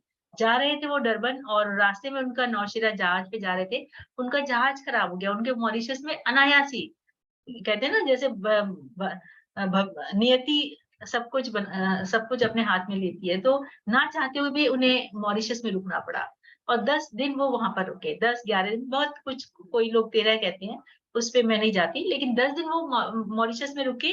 और उन्होंने वहां पे मजदूर जो हमारे भाई थे बिहार और जो हमारे उत्तर पूर्वी बनारस आदि से ले जाए गए थे, उनकी दुर्दशा देखी। तो उनको लगा कि नहीं, ऐसा नहीं हो सकता क्योंकि हमारे भारतीय भाई इस तरह से दुर्दशा में जिए। तो उन्होंने एक छोटे से गुजराती मुस्लिम्स थे वहाँ के, बहुत उनके पास काफी पैसा था, वे व्यापारी थे वो लोग। तो उन लोगों ने महात्मा गांधी जी के लिए एक, जब तक वो गांधी जी शायद मुझे लगता है कि बहुत ज्यादा प्रसिद्धि भी नहीं प्राप्त हुई थी उनको, तो उनका एक छोटा सा जनसभा रखी उन्होंने, और गुजराती मुस्लिम्स ने, और सब गिरमिटिया मजदूरों को बुलाया। तो गांधी जी ने वहां पर उनसे केवल 2 बातें कही। उन्होंने कहा कि एक तो अपने बच्चों को शिक्षित करिए आप, और दूसरे यहाँ की राजनीति से जुड़िए, और तीसरे अपनी भाषा और अपनी संस्कृति को कभी नहीं भूलिए। और मॉरिशस वासी, आपको विश्वास नहीं होगा कि मॉरिशस वासी आज तक इस बात को कहते हैं ना कि सूत्र वाक्य मान लिया उन्होंने, वो उसको अपने को सहेजे रखे हुए हैं, और गांधी जी की उस सूत्र वाक्य को उन्होंने माना, और उसी के कुछ वर्षों के बाद ही उनमें जागृति इस तरह की आई कि वो वहाँ के राजनेता भी चुने जाने लगे, चुनावी पार्टियों में भी खड़े होने लगे, अपने बच्चों को भी शिक्षित करने लगे। और एक समय ऐसा आया, आप देख ही रहे हैं कि वहाँ की जो सत्ता है, जो वो हम भारतीयों के हाथ में ही है। तो एक लगाव होना चाहिए, एक अपने देश के प्रति, अपनी भारतीयता के प्रति, और मुझे लगता है कि वो आप सब में है, जिस कारण से हमारा देश को एक नई, जो हम यहाँ इस तरफ रहते हैं, आप उधर रहते हैं, तो हम एक शक्ति महसूस करते हैं अपनी आपके माध्यम से। हमें महसूस होता है इस बात को कि विश्व में हम किसी भी देश में चले जाएंगे, हमें हमारा कोई ना कोई वहां पर है। आप भी निश्चित ही बहुत सारे परेशानियां झेल रहे हैं, क्योंकि किसी भी कारण से आप गए हैं। हो सकता है आप आर्थिक रूप से भले ही मजबूत हो, लेकिन भावनात्मक रूप से तो अभी भी आपको हमेशा महसूस होता होगा कि हम कहीं ना कहीं हम कुछ ना कुछ छोड़ के आए हैं अपना। ये फीलिंग आपको हमेशा रहती होगी। मैं एक सुषमा बेदी जी की बात पढ़ रही थी। सुषमा बेदी जी, आप बहुत बड़ी साहित्यकार थी वो, उन्होंने लौटना उपन्यास की बात कर रही थी। वो कह रही थी कि मैं शिकागो में लौटना उपन्यास का एक अंश पढ़ रही थी। उस वक्त मुझसे किसी ने कहा कि ये लौटना क्या होता है, आपके भारत में इतने सारे साधन हैं, आज तो कोई भी ऐसा नहीं है कि आप वापस लौट नहीं सकते। तो ये केवल भावनात्मक, इसको हम कह सकते हैं भावनात्मक इनोसेंस है, या भावनात्मक दुर्बलता जिसको मैं बोलूंगी, ये दुर्बलता है लौटना जिसको आप कह रही हैं। तो उन्होंने बहुत अच्छा जवाब दिया। उन्होंने कहा कि ये दुर्बलता भले ही हो, लेकिन ये दूसरी आपको लग सकती है क्योंकि आप शायद भावनात्मक स्तर पर इस तरह से जुड़े हुए नहीं है जिस तरह से हम अपने देश से जुड़े हुए हैं। लेकिन ये भावनात्मक दुर्बलता हमारी कहीं ना कहीं एक भावनात्मक सबलता है जो हमें नित नई ऊर्जा देती है, नित नई एक ऐसा विश्वास देती है कि हम दूसरे देश में भले ही अपने देश से अलग हैं, लेकिन हम दूसरे देश में आकर भी कुछ कर सकते हैं, अपनी पहचान बना सकते हैं और अपनी जिजीविषा को बनाए रखते हुए हम अपने पैरों पर खड़े होकर अपने आत्मबल को दर्शित करते हुए अपने मनोबल को न केवल अपने मनोबल को उठाते हैं बल्कि पूरे विश्व में अपने देश का नाम रोशन करते हैं। तो ये बहुत ही खूबसूरत बात उन्होंने सुषमा बेदी जी ने कही थी और मुझे लगता है कि ये मूल मंत्र है वो सब आप सब लेके चल रहे हैं। हम केवल आपको पढ़ते हैं, हम देखते हैं आपको, हम आपको सुनते हैं, आपकी बात, आप जो अपनी मन स्थिति को हमारे सामने लेखन के माध्यम से या किसी अन्य वक्तव्यों के माध्यम से जो हमारे साथ रखते हैं, तो हमें लगता है कि हाँ, भारत से अलग भी आप एक ऐसी चीजें हमारे सामने प्रस्तुत करते हैं जो हमारे लिए नई होती है, हमारे लिए एक ज्ञान का नया द्वार खोलती है। तो इस माध्यम से मैं आप सबसे अनुरोध करूंगी कि आप लिखते रहिए, आप खूब लिखिए, आप अपने कार्य भी करते रहिए जो भी करते हैं, क्योंकि जो अभिव्यक्ति होती है मुझे लगता है वो चाहे सृजनात्मक अभिव्यक्ति चाहे गद्य में है चाहे पद्य में है, वो सबसे बड़ा हमारा सहारा होती है। हम भले ही किसी से साझा ना कर पाए, लेकिन हम लिख के बहुत सारी चीजें ऐसी होती हैं जिससे हम अपने को खुद को हल्का कर लेते हैं और यही हमारी एक ताकत होती है, कलम जिसको हम बोलते हैं, कलम हमारी ताकत होती है। तो मुझे भी थोड़ा सा मैंने रामा जी से ही बोला था कि मुझे जल्दी समय का है, बहुत सारी बातें करने को है। मुझे लगता है रामा जी मुझे दोबारा बुलाएंगे इस कार्यक्रम में, आपसे जोड़ेंगे भी। आज मुझे थोड़ा सा जल्दी किसी हम लोग एक्चुअल में हम निदेशालय कक्षाएं आयोजित करता है विदेशी छात्रों को पढ़ाने की ICCR के माध्यम से, तो मुझे क्लास लेनी है, तो इसके लिए मैं बस इतना ही आप सबसे इतना ही समय आप सबको के साथ साझा कर पा रही हूँ। बहुत सारी बातें हैं, फिर कभी करेंगे किसी मंच के माध्यम से और किसी भी माध्यम से हम लोग जुड़ेंगे और आपस में अपना एक जो हमारी डोर बंधी है उसको और मजबूत करते रहेंगे परिचय की। रामा जी आपको बहुत बहुत धन्यवाद और आप सबका बहुत धन्यवाद जो आपने मुझे सुना। धन्यवाद। धन्यवाद जी, बहुत बहुत धन्यवाद नूतन जी, और अगली बार के लिए भी आप तैयार रहिए, इतना ही कहना चाहूंगा। आपने बहुत सारगर बातें बताई और बहुत ही उपयोगी, और हम इस चर्चा को आगे बढ़ाएंगे। और अब इस बीच मैं थोड़ा सा विश्वास जी दखल करते हुए मैं आपसे निवेदन करूंगा विश्वास जी की एक कोई छोटा सा रचना, कविता या संस्मरण या कहानी अंश जो भी है आपसे भी सुनना चाहेंगे। रामा जी, चूंकि समय की सीमा है तो मैं सुनाना तो संस्मरण चाह रहा था, पर मैं एक छोटी सी रचना जो मैं पहले भी कविता शुरू करी थी उसको ही पूरा करके अपनी बात को विराम दूंगा और फिर आपसे रिक्वेस्ट करूंगा धन्यवाद प्रस्ताव के लिए। तो मेरी रचना है जो शुरू पहले भी सुना रहा था कि हर प्रवास के पीछे एक आस है, कुछ पाने की, जमाने को दिखाने की, अपना संजोए रखकर नया कुछ अपनाने की। और हर प्रवास के पीछे कुछ अधूरा है, सब कुछ मिलकर भी नहीं हुआ पूरा है, दर्द अपनों से दूरी का, पांव जमाने की मजबूरी का और अकेले में रोने का, सब होकर भी खोने का। हर प्रवास के पीछे एक विश्वास है, कुछ मिलेगा इसकी आस है, नई मिट्टी नई जमीन का एहसास है, अपनों से दूर नए नाते आसपास हैं, नई भूमि पर जो मिला वो खास है। हर प्रवास के पीछे एक ख्वाब पला है, अनकही खाना बदोशी की खला है, बहुत खोखा थोड़ा कुछ मिला है और मुसलसल इंतजार जो हर बार टला है। हर प्रवास के पीछे कुछ त्याग है, हर पल निरंतर जलती आग है, जहां होना था वहां आए नहीं, कुछ रिश्ते हमने निभाए नहीं। और गिरते उठते संभलते कटी गया है, गिरते उठते संभलते कटी गया है, इस और इस देश में बराबर बट ही गया है, और शुरुआत से शुरू कर यहाँ पहचान बनाई है, कुछ जानते हैं मानते हैं, ये वही बस मेरी कमाई है, उस देश ने बनाया और इसने संवारा है, वो तो मेरा है ही, ये देश भी मुझे प्यारा है। और इन्हीं शब्दों के साथ मैं विराम देता हूँ अपनी वाणी को, और रामा जी आपका स्वागत है। बहुत सुंदर विश्वास जी, और आपका संस्मरण अब याद किए, नोट कर लिया है मैंने, अगली बार जरूर सुनेंगे। मैं 2-3 बातें आपसे कहूँगा। एक तो ये कि आज का ये जो आयोजन रहा और जिस तरह की रचनाएँ हमें सुनने को मिली, वो बहुत अनूठी हैं। सुनीता जी ने न्यूजीलैंड के बारे में बहुत विस्तार से हमें बताया, लगता था कि हम वहीं हैं। और आपकी आपने जिस तरीके से इस एक रचना में इतना बड़ा बहुत सारा कुछ एक साथ आपने जोड़ लिया। गागर में सागर सा भर लिया आपने, बहुत सारी बातें बताई, राष्ट्रीय पक्षी की, क्रिकेट की, रग्बी की, फल की, माउंट एवरेस्ट की, भ्रष्टाचार न के बराबर, महिलाओं का जो समान अधिकार या वोट का अधिकार है सबसे पहले वहां हुआ, और लंबी आयु के वृक्ष और प्रकृति के प्रति सजगता। तो बहुत बहुत सुंदर रचना आपने आपने लिखी। तो और इसके बाद जब हम आते हैं अंकिता बाहेती की तरफ, कतर से, झूठ कहते हैं लोग, दर्द की कोई भाषा नहीं होती, बहुत मार्मिक बात की उन्होंने अपने उसमें प्रवासी जीवन के बारे में। और उन्होंने कहा कि नहीं, प्रवास विस्थापित होना आसान है दोस्तों, क्योंकि प्रवास के पहले जब भी हम जहां भी रहते हैं एक बड़ा कंफर्ट जोन होता है, और उस कंफर्ट जोन को छोड़ने से हम बहुत कुछ सीखना चूक जाते हैं। तो ये एक बहुत बड़ी बात की आपने अंकिता जी। और दूसरी जो थी वो आपकी मेरी चिट्ठी, वो भी उन्होंने सेल्फ रिफ्लेक्शन के माध्यम से बहुत अच्छा संदेश दिया, अपने आप को देखने का, सुधारने का, संवारने का, और सहज होने का, और जिम्मेदारी निभाने का। राजेंद्र श्रोत्रिय जी ने वो हमारे लिए आज एक गिफ्ट है कुल मिलाकर के, जैसा कि थोड़ी देर पहले नूतन जी ने कहा। आपने एक बहुत बढ़िया और एक नया आयाम जोड़ा इस आयोजन में।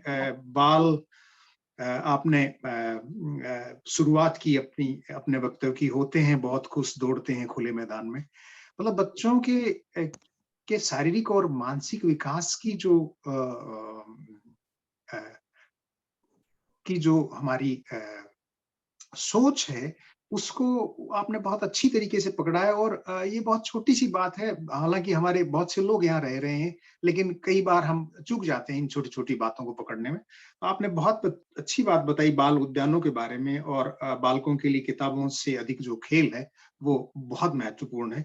और बच्चों के चेहरे की मुस्कान और एकाग्रचित्ता, और बाल क्रीड़ा से बच्चे सीखते भी बहुत कुछ हैं, वो केवल खेल नहीं है। आपने बहुत बढ़िया बताया। ऋतु जी का जो भविष्य की पाती जो थी, वो संस्मरण भी बहुत मार्मिक था। दादा का दर्द, 95 वर्ष के दादाजी के साथ आपने जो बातें बताई, वो बहुत महत्वपूर्ण है और अद्वितीय है अपने आप में। आपने नीदरलैंड के बारे में बहुत कुछ बताया, द्वितीय विश्व युद्ध की दास्तान, और स्थानीय भाषाओं, जुराब की चिट्ठियों, और आजादी जो जीवन का मूल मंत्र है। क्योंकि जब आजाद हैं तभी हम अपने आप को व्यक्त कर सकते हैं, तभी हम अपना जीवन सही तरीके से, स्वस्थ तरीके से, सद्भाव तरीके से जी भी सकते हैं। तो ये बातें बताई। न्यूटन जी ने बहुत अधिक बातें बताई हमको। उन्होंने अपना जो प्रवास है उसके बारे में बहुत सारी अनुभव हमसे साझा किए। हालांकि वे मॉरिशस और ट्रिनिडाद की बात उन्होंने की, लेकिन फिर भी उन्होंने ग्रिमिटिया के बारे में जो बताया, और मॉरिशस और हिंदी की अपनी अलग पहचान है। मॉरिशस भारत का ही एक अंग है। और उनके शब्दों में ही कहूँ तो मैं उनके इस बात से सहमत हूँ कि गिरमिटिया के श्रम की उपज है मॉरिशस, और ऐसे और भी देश हैं जिनमें सूरीनाम भी एक देश है, टोबैगो भी है, और भी बहुत सारे देश हैं जो गिरमिटिया लोगों ने बसाए। और गिरमिटिया की बात को हम बहुत लंबी है, बहुत विस्तार की है, और उन्होंने ये भी बताया कि गिरमिटिया के दर्द को उन्होंने अनुभव भी किया है। और आप ये देखेंगे कि जैसा कि उन्होंने कहा कि गिरमिटिया लोग जो है वो भारत को तीर्थ मानते हैं। मेरा यहाँ पिछले वर्ष अगस्त में एक आयोजन में जाना हुआ था, और वहां सब लोग गिरमिटिया की संतान थी जो सूरीनाम से यहाँ आकर बस गए नीदरलैंड में। और उनमें कई लोगों से मेरी चर्चा हुई, एक दो लोग मेरे घर पे भी आए थे, और उन्होंने जो बताया, जो बात कि भारत उनके लिए तीर्थ है, एक बात मैं ये बिल्कुल आपको बताना चाहूंगा कि उनमें से 5-6 लोगों ने मुझे 5-6 बार की बात है ये, और जो भी आदमी जो सूरीनाम में पैदा हुआ है या मॉरिशस में जो पैदा हुआ है, और सूरीनाम से पैदा होके जो नीदरलैंड में रह रहा है, और नीदरलैंड में आकर के भी उनकी चाह भारत जाने की हमेशा बनी रहती है। और एक बात जो मुझे बहुत तरंगित कर जाती है अंदर से, मैं कब जाता हूँ, उनका कहना है कि जब हम भारत की धरती पर अपने कदम रखते हैं तो हमारे कंधे ढीले हो जाते हैं। ये लगाव है उनका उस धरती से। तो ये बातें बहुत गांधी जी की बात भी की, और सुषम बेदी जी से भी मेरा मिलना हुआ था, जिन्होंने लौटना लिखा 2019 में, वो जल्दी चली गई। बाकी बहुत अच्छी बात बताई उन्होंने। यदि 2 मिनट का समय हो तो मैं एक छोटी सी अपनी एक पुस्तक मुझे मिली थी पिछले वर्ष इटली में, और उसका शीर्षक है लेटरे इंडियाने, भारतीय पत्र। और ये पत्र 1583 से लेके 1588 के बीच कोचीन से लिखे गए हैं, और इटालियन भाषा में मैं उनका अनुवाद कर रहा हूँ। तो उसका जो 7वां पत्र है, उसका मैं 2 मिनट में आपको एक छोटा सा अंश पढ़ के बताऊंगा, क्योंकि वो भी एक प्रवास की बात है। तो जो व्यक्ति 1540 में फ्लोरेंस में पैदा हुआ था और जो 1583 में भारत आ गया था, उसने अपने चिट्ठी में फ्लोरेंस के ड्यूक को क्या लिखा है, लेकिन मैं पूरा पत्र नहीं पढ़ सकता क्योंकि बहुत लंबा है। मैं सिर्फ 2 मिनट में एक अंश पढ़ूंगा। हम 4 दिनों तक, ये उस समय की बात है जब वो आदमी पुर्तगाल से, क्योंकि वो पुर्तगाल की कंपनी में सेवारत था फ्लोरेंस का, लेकिन पुर्तगाल की कंपनी में सेवारत था और वो भारत जा रहा था। ये उस समय का है। हम 4 दिनों तक एक दूसरे की नजर में रहते हुए भी सभी जहाज एक साथ और साथ साथ चले। वो 5 जहाजों के साथ चले थे वहां से, और ये 5 जहाज इसलिए भेजे गए थे कि पुर्तगाल के राजा ने उनको भारत से खरीदारी का ऑर्डर दिया था, उस कंपनी को, जिस कंपनी में ये फिलिपो सासेती काम करते थे। तो हम 4 दिनों तक एक दूसरे की नजर में रहते हुए सभी जहाज एक और साथ साथ चले, और मदेरा द्वीप की खोज करने से पहले प्रत्येक जहाज ने पहले ही अपना अपना रास्ता ले लिया था। सबका संपर्क टूट गया था। सभी आदेशों, निर्देशों और आज्ञाओं के बावजूद हम सब एक दूसरे की दृष्टि से ओझल हो गए थे। अपनी इस यात्रा के बाद जल्द ही हमारे पास सामान्य से कुछ अलग ही समय आया। इस सब के साथ हम उचित मार्ग से गिनी के तट के आगे बढ़े। उस तट को ट्रोमेंताना मोड़ से 6 डिग्री की ऊंचाई से विषुवत रेखा पार करने तक आसानी से गिना जा सकता है। यहाँ बहुत ही दुर्भाग्यपूर्ण जलवायु है, क्योंकि इथियोपिया की वह भूमि एक शांत, एक मोटी सिंदूरी हवा लिए हुए है। साथ ही एक परेशान करने वाली गर्मी, निराशाजनक बारिश जीवन में एक उपद्रव खड़ा कर देती है, इंसान को जीने नहीं देती। समुद्र के इस भाग में जो 100 लीग की दूरी की बात है, लीग उनका कोई दूरी का मानक रहा उस समय। हमारा जहाज इतने दिनों से समुद्र में करवट सी बदल रहा था। हम बहुत दिनों, शायद 40 तक भटक गए थे, क्योंकि हमारा पायलट जो पिछले साल अपनी यात्रा में भूल से चूक गया था, इस चूक के कारण वह बहुत दूर पश्चिम की ओर फेंक सा दिया गया था, जहां वह वर्जिनो के तट पर उन उथले स्थानों में दुर्घटनाग्रस्त होने वाला था। इस वर्ष उस असुविधा से बचते हुए उसने विपरीत तट पर पूर्व की ओर एक दिशा में एक लंबे समय तक यात्रा जारी रखी। ऐसा करने से हमने अच्छी तरह से नौकायन करने का अवसर खो दिया। हम पहले ही इस थकाऊ अनुभव से बाहर निकल रहे थे। हम 1.5 डिग्री पर विषुवत रेखा के करीब पहुंच गए थे। दक्षिण पश्चिम की भीषण उमस भरी हवाएं और दक्षिण पूर्व से आने वाली गर्म आर्द्र हवा की उपस्थिति में हमने सोचा कि जहाज के अंदरूनी हिस्से में बहुत ताजी हवा के साथ हमें जल्द ही इस बोरियत से छुटकारा पा लेना चाहिए। जब दूसरे दिन सूरज निकला तो हमने पाया कि हमने केवल एक कदम भर की यात्रा की थी। एक लहर ने हमें वापस धकेल दिया था, और ऐसा लगातार 3 दिन घटा। बहुत बहुत धन्यवाद आपका, और बहुत बहुत आभार आप सभी का। विश्वास जी आपका भी, सुनीता जी आपका भी, नूतन जी आपका भी, अंकिता जी आपका, और राजेंद्र श्रोत्रिय जी आपका भी बहुत बहुत आभार। सभी श्रोताओं का धन्यवाद।